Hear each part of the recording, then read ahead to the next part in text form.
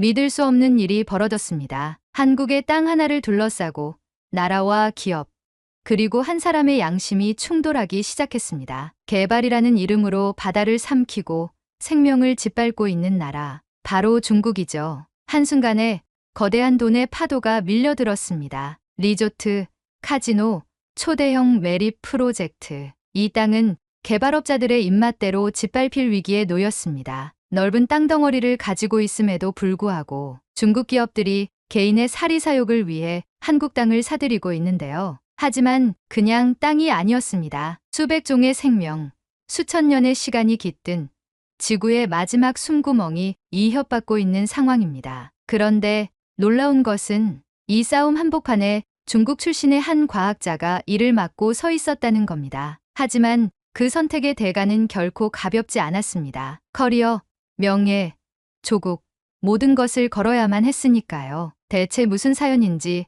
지금 바로 비디오를 재생해 보겠습니다. 잠깐 1초밖에 안 걸리는 좋아요 버튼을 눌러주시면요. 비디오가 잘 돌아간대요. 좋아요는 무료잖아요. 안녕하십니까? 저는 린 샤오이라고 합니다. 중국 상하이에서 태어나 자란 환경 생태학자입니다. 어릴 적부터 저에게 가장 소중했던 기억은 황해 연안갯벌에서 조개를 캐던 순간들이었습니다. 어린 손으로 반짝이는 조개를 찾을 때마다 마치 보물을 발견한 듯 설렜던 그때 저는 몰랐습니다. 그 거대한 갯벌이 시간이 지나면서 영원히 사라질 것이라는 것을요. 제가 대학에 입학했을 무렵 고향 근처의 갯벌은 대규모 간척 사업으로 대부분 매립되었습니다. 국가 차원의 개발 계획이었고 모두가 환호했습니다. 저 역시 그때는 갯벌을 없애고 산업단지와 신항만이 들어서는 것이 곧 진보라고 믿었습니다. 저희 교수님들도 말씀하셨습니다. 발전은 불가피하다. 희생 없는 번영은 없다. 그 말을 철석같이 믿었습니다. 제가 환경을 전공한 이유도 더 효율적이고 친환경적인 개발을 설계하고 싶었기 때문입니다. 그런데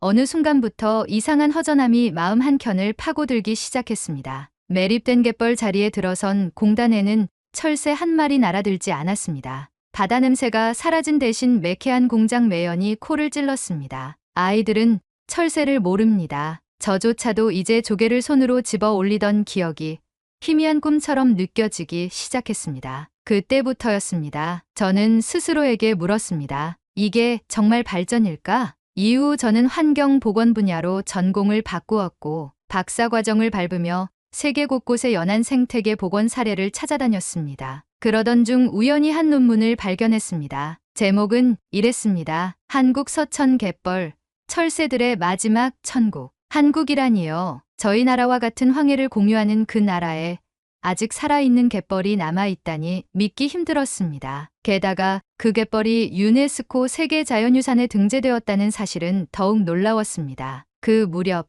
한국해양수산부와 한 국제환경기구가 공동으로 추진하는 아시아 연안갯벌 공동연구 프로그램 참가자 모집 공고를 보게 되었습니다. 지원 조건을 읽던 저는 가슴이 뛰었습니다. 마치 오래전 어린 시절 갯벌을 향해 뛰어가던 그때처럼요. 지원서를 작성하며 저는 마음속으로 다짐했습니다. 이제는 지켜내고 싶다. 다시는 잃지 않겠다. 며칠 뒤 합격 통보를 받고 저는 한국행 비행기에 몸을 실었습니다. 비행기 창밖으로 보이는 짙푸른 황해를 바라보며 저도 모르게 속삭였습니다. 기다려줘, 갯벌아. 이번에는 다를 거야. 인천공항에 도착한 저는 연구팀을 이끄는 홍지수 박사를 만났습니다. 그녀는 30 중반쯤 되어 보였고 단정한 차림새에 똑 부러진 말투를 지닌 사람이었습니다. 저를 보자 밝게 웃으며 손을 내밀었습니다. 반갑습니다. 린 박사님. 먼 길 오시느라 고생 많으셨습니다. 초대해 주셔서 감사합니다. 한국의 갯벌을 직접 볼 수 있다니 정말 기대됩니다. 서툰 한국어로 답하자 홍지수 박사는 웃으며 영어로 말을 이어갔습니다. 마음 편히 말씀하세요. 저희 팀은 모두 영어 가능합니다. 안도의 숨을 쉬며 차에 올랐습니다. 연구소로 향하는 길, 창밖 풍경이 눈에 들어왔습니다. 고속도로 옆으로 펼쳐진 광활한 논밭과 저 멀리 드문드문 보이는 산들. 평평한 저희 나라 풍경과는 사뭇 다른 입체적이고 역동적인 느낌이었습니다. 홍지수 박사는 차 안에서 프로그램 일정에 대해 설명했습니다. 첫 일정은 서천입니다. 그곳 갯벌이 가장 대표적이거든요. 멸종위기 철새들의 중간 기착지이기도 하고요. 한국에도 간척 사업이 많지 않았습니까? 제가 조심스레 물었습니다. 홍지수 박사는 고개를 끄덕였습니다. 맞습니다. 한때는 개발이 최우선이었죠. 새만금 같은 대규모 간척도 있었고요. 하지만 지금은 방향을 바꿨습니다. 개발만으로는 미래가 없다는 걸 깨달았거든요. 그 말이 이상하게 마음에 오래 남았습니다. 개발을 최선이라 믿었던 제가 이제는 그 선택이 옳았는지 되묻게 된 지금 이곳 한국에서는 이미 다른 길을 걷기 시작했다니 창밖 풍경은 빠르게 지나가고 있었지만 제 마음속은 오히려 과거로 천천히 되돌아가는 듯했습니다. 서천에 도착했을 때 저희를 맞아준 사람은 김제국 어민회장이었습니다. 환한 얼굴에 깊은 주름이 선명한 김제국 회장은 제 손을 잡고 힘주어 말했습니다. 어서 오세요. 우리 갯벌 식구가 한 명 더 늘었네요. 그 순간 저는 알았습니다. 이곳은 단순히 연구 대상이 아니라 삶이 깃든 땅이라는 것을요. 서천의 갯벌은 생각보다 훨씬 더 웅장했습니다. 물이 빠진 광활한 갯벌 위를 걷는 것은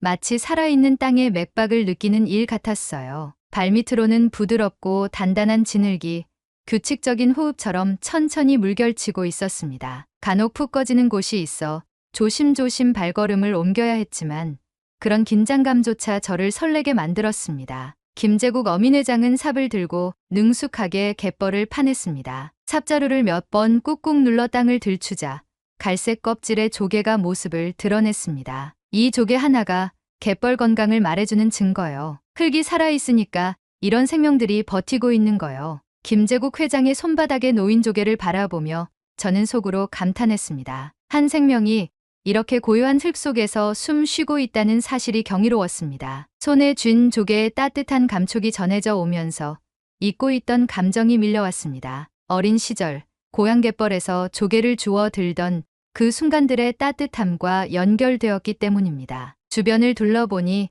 갯벌 위로 무수한 작은 숨구멍들이 뚫려 있었습니다. 가끔씩 물줄기가 촉촉하게 뿜어져 나오기도 했습니다. 저 멀리에서는 물이 지은 철새들이 거대한 곡선을 그리며 하늘을 가로질렀습니다. 그 광경을 바라보던 김제국 회장이 말을 이었습니다. 갯벌은 생명의 어머니요. 우리한테 먹을 걸 주고 철새들한테 쉼터를 주고 바다한테는 숨 쉴 시간을 주지요. 저는 한동안 말을 잇지 못했습니다. 손바닥 위에서 꿈틀거리던 따뜻한 조개의 감촉, 저 먼 하늘을 가르는 철새들의 우아한 비행, 그리고 진흙밭 위를 흐르던 따사로운 바람. 모든 것이 조용히 그러나 강하게 저를 흔들고 있었습니다. 그날 밤 숙소로 돌아온 저는 침대에 누워 천장을 바라보며 곰곰이 생각했습니다. 왜 우리는 고향의 갯벌을 지키지 못했을까? 그 질문이 마음을 짓눌렀습니다. 당시엔 개발이 필요하다고 모두가 그렇게 믿었습니다. 저도, 저희 가족도,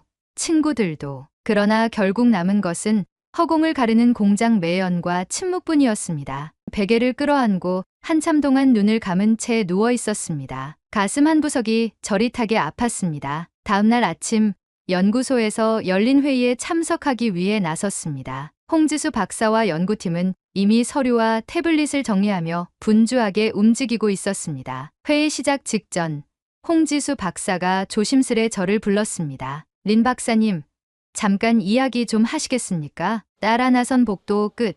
회의실 문이 조용히 닫히자 홍지수 박사는 태블릿을 꺼내 제게 내밀었습니다. 그 화면에 떠 있는 것은 충격적인 자료였습니다. 중국계 투자회사 한국개발업자 연합, 서천 갯벌 매입 계획. 프로젝트 이름조차 소름 끼칠 만큼 차가웠습니다. 서천 마린 프론티어 사업. 명목은 관광지 개발, 실상은 갯벌을 매립하고 대규모 리조트를 세우는 계획이었습니다. 문서에는 이렇게 적혀 있었습니다. 세계유산 지정지역의 법적 사각지대 활용, 주민 설득 및 고위 관료 접촉 계획. 이게 진짜입니까? 제가 믿을 수 없다는 듯 물었습니다. 홍지수 박사는 무겁게 고개를 끄덕였습니다. 확실합니다. 익명의 제보자가 보내온 내부 문건이에요. 아직 공식 발표는 안 됐지만 움직임이 심상치 않습니다. 심장이 쿵 하고 내려앉았습니다. 손에 쥔 태블릿이 떨릴 정도로 긴장이 밀려왔습니다. 왜 하필 왜 또 갯벌일까? 그날 저녁 연구소 뒷골목의 작은 카페에서 뜻밖의 사람을 만났습니다. 그는 상하이 학회 시절 알게 되었던 장웨이였습니다. 중국계 투자회사 하이브리드 인터내셔널에 임원이 되어 있었습니다. 장웨이는 값비싼 정장을 차려입고 고급스러운 웃음을 띠며 제게 다가왔습니다. 린 박사, 참 반갑습니다. 상하이에서는 미처 인사를 못 드렸죠. 저는 무표정하게 고개를 끄덕였습니다. 장웨이는 주변을 살피더니 낮은 목소리로 말했습니다. 좋은 기회가 하나 있습니다. 서천갯벌 개발 프로젝트에 우리와 함께 하시죠. 박사님 이름이 올라가면 신뢰도는 물론이고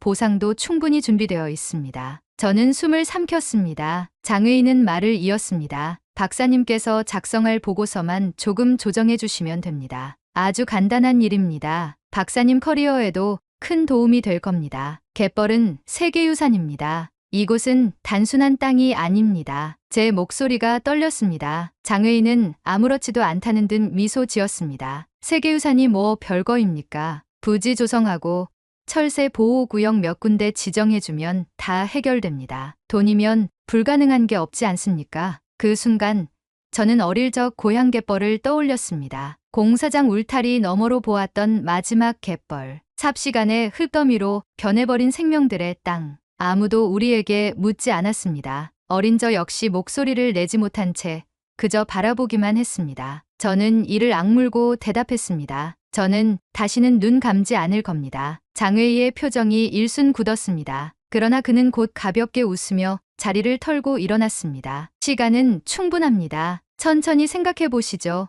린 박사. 장웨이는 그렇게 가벼운 발걸음으로 카페를 떠났습니다. 남겨진 저는 커피잔을 내려다보았습니다. 식어버린 커피 위로 조용히 달빛이 떨어지고 있었습니다. 며칠 동안 저는 심한 내적 갈등 속에 갇혀 있었습니다. 아침이면 김제국 회장과 마을 어민들이 갯벌에서 바지락을 캐고 철새를 위해 조개 껍데기를 정리하는 모습을 보았습니다. 밤이면 호텔 방 창밖으로 내려다 보이는 어두운 갯벌 위로 비밀리에 거래를 꿈꾸는 세력들의 그림자가 어른거렸습니다. 홍지수 박사는 매일 새벽이면 연구소로 나와 탄소 저장량 측정 데이터를 정리했습니다. 갯벌 한 평마다 저장된 탄소량을 기록하고 블루카본의 가치를 계산했습니다. 그녀의 눈빛은 지치면서도 단호했습니다. 그런 모습을 보며 저는 점점 더 마음이 무거워졌습니다. 어느 날 김제국 회장이 다가와 조용히 말했습니다. 린 박사, 사람들은 자네를 믿고 있소. 저는 당황하며 물었습니다. 무슨 말씀이신지요?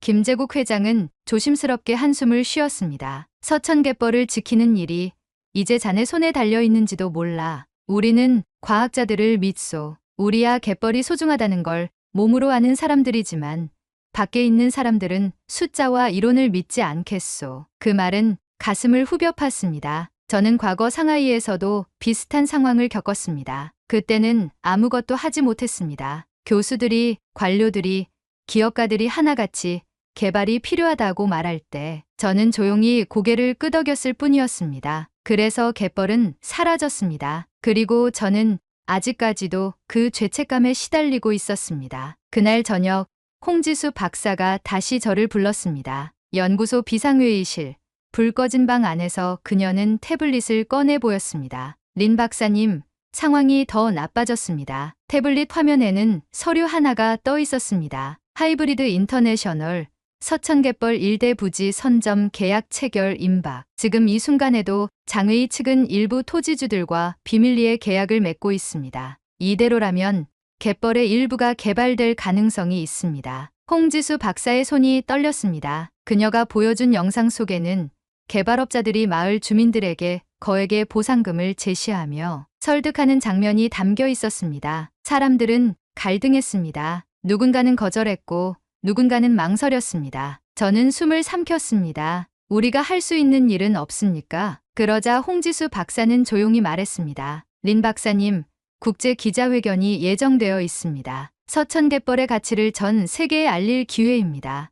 그런데 그녀는 잠시 망설였습니다. 당신의 이름이 걸려 있어야 해요. 세계적인 해양 생태학자가 서천갯벌 보존을 지지한다고 공개적으로 밝혀야 합니다. 저는 침묵했습니다. 그렇게 되면 저는 사실상 장웨이와의 거래를 거부하는 셈이 됩니다. 하이브리드 인터내셔널과의 갈등은 피할 수 없을 것이고 저의 경력에도 심각한 영향을 미칠 수 있습니다. 중국 쪽 연구기관과의 모든 협력이 끊길 가능성도 있었습니다. 밤새 침대 위에서 뒤척였습니다. 벽시계가 1시, 2시, 3시를 지나가는 동안 저는 수없이 마음을 저울질했습니다. 그때 문득 떠올랐습니다. 어린 시절 조개를 줍던 저를 향해 웃어주던 어머니의 얼굴, 항상 땀에 젖은 손으로 갯벌을 어루만지던 아버지의 모습, 그리고 공장 기계 소음이 갯벌의 숨소리를 덮어버리던 그 마지막 날의 적막함. 나는 무엇을 위해 이 길을 걸어왔던가. 아침이 밝아왔을 때 저는 마음을 굳혔습니다. 국제 기자회견이 열리는 장소는 서울 시내 대형 호텔이었습니다. 국내외 언론사와 환경단체, 정부 관계자들이 모였습니다. 무대 한쪽에는 서천 갯벌, 미래를 품은 땅이라는 문구가 걸려 있었습니다. 홍지수 박사가 제게 마지막으로 물었습니다. 준비되셨습니까? 저는 고개를 끄덕였습니다. 네, 준비됐습니다. 단상에 올라 마이크 앞에 섰을 때 수많은 카메라 플래시가 번쩍였습니다. 숨을 깊게 들이마시고 천천히 입을 열었습니다. 저는 린 샤오위입니다. 중국 상하이 출신의 해양 생태학자입니다. 순간 기자들 사이에서 웅성거림이 일어났습니다. 중국 출신 연구자가 한국 갯벌 보존을 위해 나섰다는 것은 예상치 못한 일이었을 겁니다. 저는 떨리는 목소리를 다잡으며 말을 이었습니다. 저는 어린 시절 황해 연안의 갯벌과 함께 자랐습니다. 그러나 저희 고향 갯벌은 사라졌습니다. 개발이라는 이름 아래 생명의 터전이 무너졌습니다. 단상 아래 김제국 회장이 고개를 끄덕이며 저를 바라보고 있었습니다. 그 시선에서 힘을 얻었습니다. 오늘 저는 서천 갯벌을 보았습니다. 살아있는 땅, 숨쉬는 바다를 보았습니다. 이 갯벌은 단순한 진흙이 아닙니다. 수백 종의 생명체가 공존하는 생태계이며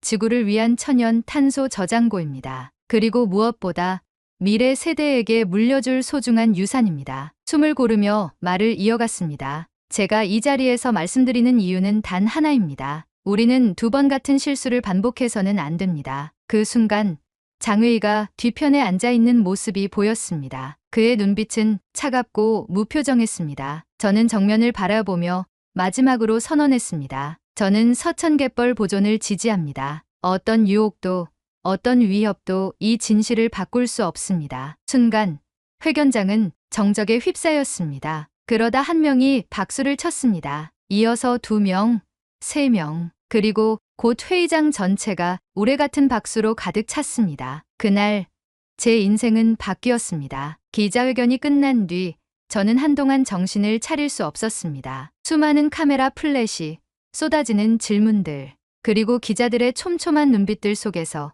저의 선언은 분명히 파문을 일으켰습니다. 홍지수 박사와 연구팀은 물론 서천마을 사람들까지 모두 기쁨을 감추지 못했습니다. 하지만 저는 알고 있었습니다. 진짜 싸움은 지금부터라는 것을요. 장웨이는 기자회견 이후 직접 저를 찾아오지 않았습니다. 대신 그날 밤 한 통의 짧은 메일이 도착했습니다. 린 박사, 실망입니다. 좋은 기회를 걷어찬 것을 후회하게 될 겁니다. 짧은 문장이었지만 그 속에 담긴 차가운 적대감은 쉽게 읽혀졌습니다. 그러나 저는 더 이상 흔들리지 않았습니다. 이미 마음속 깊은 곳에서 결심이 내려졌기 때문입니다. 며칠 후 한국 정부는 공식 발표를 통해 서천갯벌과 관련된 불법 매입 시도에 대한 전면 수사를 시작한다고 밝혔습니다. 환경단체들도 대대적인 지지 성명을 발표했고 국제사회에서도 한국 갯벌의 가치를 재조명하는 분위기가 퍼져나갔습니다. 특히 CNN, BBC, 알자지라 등 주요 외신들은 한 중국인 과학자가 한국 갯벌 보존을 위해 목소리를 낸 사연을 집중 조명했습니다. 개발만이 답이 아니라는 것을 보여준 용기 있는 선택이라는 제목이 헤드라인을 장식했을 때 저는 벅찬 감정을 숨길 수 없었습니다. 어느 맑은 봄날 김제국 회장이 저를 갯벌로 다시 초대했습니다. 박사님, 같이 걸어봅시다. 저는 장화를 신고 그를 따라갔습니다. 바닷물이 빠진 갯벌 위를 걷는 일은 여전히 쉽지 않았습니다. 푹푹 빠지는 진을, 미끄러운 바닥, 그리고 예상치 못한 울컥이는 순간들이 저를 기다리고 있었습니다. 김제국 회장은 손짓으로 저를 부르며 말했습니다. 저기 보이오? 저기 저 구멍들. 그가 가리킨 곳에는 작은 숨구멍들이 촘촘히 뚫려 있었습니다. 그 속으로 미세한 물줄기가 뿜어져 나오고 있었지요. 저게 갯벌이 숨 쉬는 증거요. 살아있다는 신호지. 저는 조심스럽게 무릎을 꿇고 손바닥으로 갯벌을 쓰다듬었습니다. 차갑고 축축한 감촉, 그리고 그 안에서 느껴지는 미묘한 따뜻함. 그 순간 저는 깨달았습니다. 이 갯벌은 단순한 흙이 아니었습니다. 수많은 생명이 엮여 만들어낸 살아있는 땅이었습니다. 김제국 회장이 제 옆에 앉으며 조용히 말했습니다. 박사님 덕분에 우리 갯벌이 다시 숨을 쉴 수 있게 됐소. 저는 고개를 저었습니다. 아닙니다. 저는 단지 진실을 본 것뿐입니다. 지켜낸 건 회장님과 이곳 사람들입니다. 김제국 회장은 웃으며 주머니에서 작은 상자를 꺼냈습니다. 이걸 드리고 싶소. 상자 안에는 조그만 조개 껍데기로 만든 목걸이가 들어 있었습니다. 투박하지만 정성스럽게 꿰매진 목걸이였습니다. 우리 마을에서는 예부터 가장 고마운 사람에게 이걸 줍니다. 갯벌이 준 선물로 만든 거요. 손에 쥔 목걸이는 놀라울 만큼 따뜻했습니다. 갯벌에서, 바다에서, 그리고 이곳 사람들의 마음에서 온 선물이었습니다. 그날 저녁, 서천 마을에서는 작은 축하 잔치가 열렸습니다. 마을 회관 앞마당에는 푸짐한 음식과 따뜻한 사람들, 그리고 갯벌을 주제로 한 그림들이 걸려 있었습니다. 아이들은 갯벌 위를 뛰어다니며 소리쳤습니다. 우리 갯벌,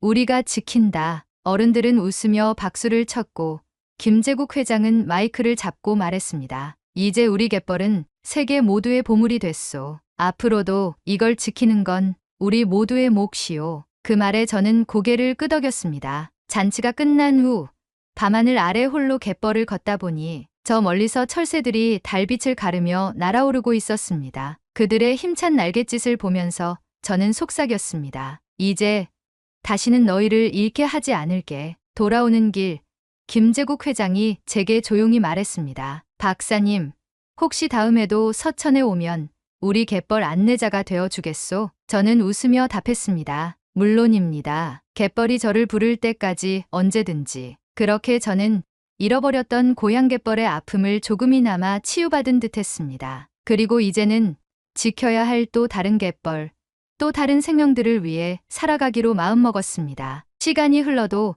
저는 여전히 그날 서천 갯벌 위에서 느꼈던 바람과 진흙의 감촉을 잊지 못할 것입니다. 그것은 단순한 자연의 숨결이 아니었습니다. 사람과 생명과 미래가 함께 살아 숨쉬는 진짜 삶이었습니다. 오늘의 사연은 여기까지입니다. 오늘 사연에 대한 여러분의 생각을 댓글로 남겨 감동 비디오의 마지막을 장식해주세요. 그리고 오늘의 비디오가 공감이 되신다면 구독, 좋아요 한 번씩 부탁드리겠습니다. 여러분의 댓글 하나하나가 영상을 제작하는데 큰 힘이 됩니다. 다음엔 더 흥미로운 사연으로 여러분을 찾아뵙겠습니다. 시청해주셔서 감사합니다.